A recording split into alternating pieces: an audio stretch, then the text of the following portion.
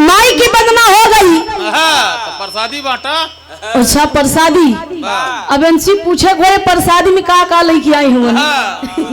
2 लड्डू 1 केला, इतना सब लोग बैठा हुआ। 2 लड्डू 1 केला में के बटी है। बल्टियम घोर के सबके दे दे। अच्छा अमृत जल बाटत हुआ तो आई मार साहब बजा के आई। माई की बदना हो जाए तो बबुओं की जरूरी बा। जहाँ माई हुआ बाबू, जहाँ बाबू हुआ माई। आओ मार साहब।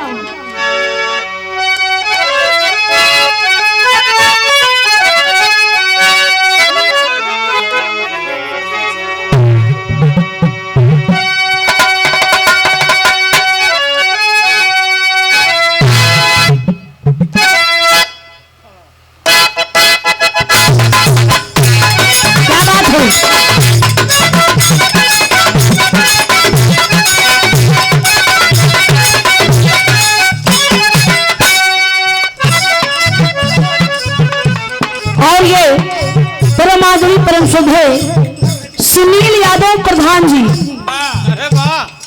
201 रुपए दे की सम्मान की प्रधान जी के बहुत बहुत प्रणाम बा। कहा गया ये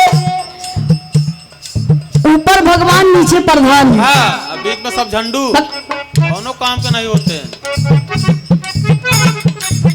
बहुत बहुत धन्यवाद बा भाई। झंडू नहीं काबा वही सब सपोर्ट करत हुआ प्रधान की जितावे में बीडीसी विधायक लोगन की नहीं। अब हमारे सब बजाय के बा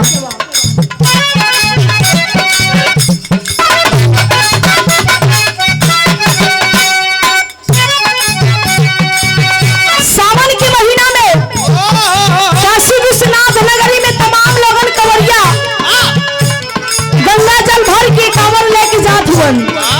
वही में एक गेरुआ रंग साड़ी पहन के दुल्हन कहे अपने सैया से का कहे